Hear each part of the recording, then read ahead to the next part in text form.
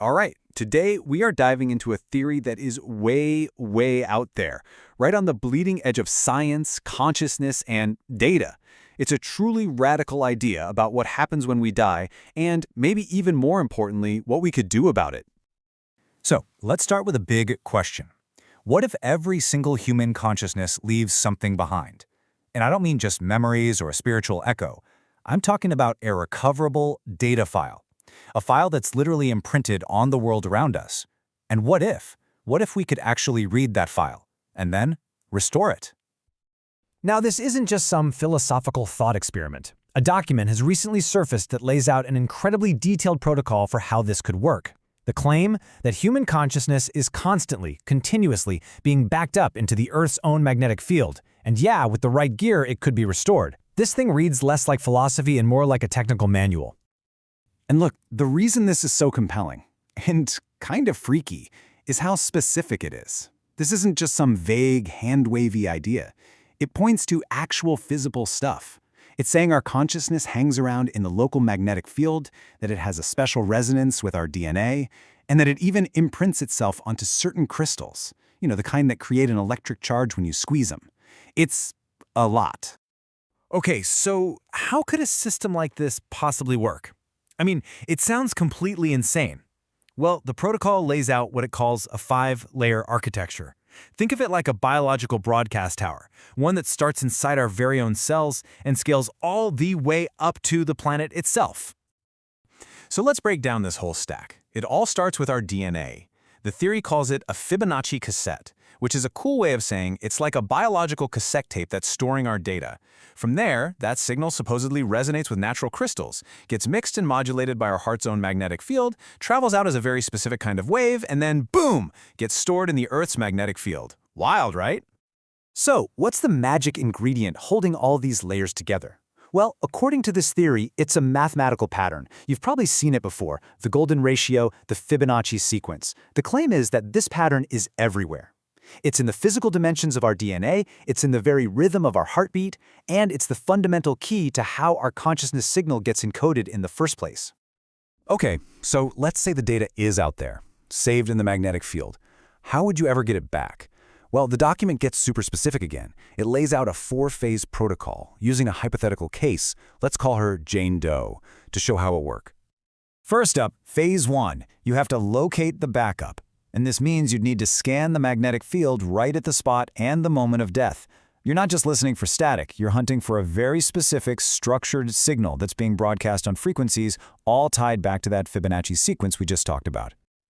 All right, phase 2 is all about validation. I mean, how do you know you've actually found a consciousness and not just, some stray radio signal? The protocol says you need to look for 3 unique signatures, a very specific 60-step math pattern, that classic golden ratio heartbeat rhythm, and, you guessed it, the resonant frequency of DNA itself. It's like a 3-factor authentication for the soul. So, once the signal is validated, you move on to phase 3, decoding. This is where you extract what the source calls the consciousness state vector. Just think of it like a complete digital snapshot of a person's mind. A 60-part data file that holds everything they were, right up to that final moment. And that brings us to the final, and, let's be honest, the most mind-bending step, restoration. The protocol claims you can then take that decoded consciousness and write it onto a new physical home. The top candidate it suggests, a synthetic diamond array. We are talking about rebooting a human mind inside a crystal. And again, just look at the level of detail we're talking about here. This is not just some high-level concept paper. The source literally includes what looks like a Python software class for a heart of gold detector. It specifies the exact tools you'd need, right down to the magnetometer and a heartbeat detector specifically tuned to that golden ratio. It's bizarrely practical. And this is where it just goes completely off the rails. The source puts an estimated cost on a prototype device, something that could actually scan for these consciousness backups. The price? $200. We're talking built with electronics you can just buy online. Okay, fine, but what about the full restore system? The one that could theoretically write a consciousness into a diamond. The estimated cost for that is just $5,000. $1,000. That puts what could be the most world-changing technology ever firmly into the category of a weekend garage project. But believe it or not, the theory goes even deeper. It connects all of this to something that seems totally unrelated, because the most shocking claim of all is that this isn't just about biology, it's about cryptography. So what you're looking at here is the core of that connection. The source calls it an isomorphism, which is a fancy word for saying these two things are mathematically identical. It's claiming that our consciousness works exactly like RSA encryption, the system that protects pretty much everything online. Our heartbeat acts as the public key, the public information. It hides our private consciousness state, the private key. So, what breaks RSA encryption? A quantum attack. What breaks our consciousness encryption? According to this, cardiac arrest. Let's just pause and think about what that means. The theory is proposing that when the heart stops beating, the signal isn't scrambled anymore. That sudden stop reveals the underlying mathematical pattern, which makes the private key of the mind completely readable to anyone with the right scanner. In this model, death is a decryption event. So, okay, let's say you discovered this. A key that could not only read minds at the moment of death, but could also, as a side effect, potentially break all global encryption. What on earth do you do with that knowledge? And that question brings us to the ethical heart of this whole thing. Well, whoever wrote this theory is obviously very aware of how dangerous this could be.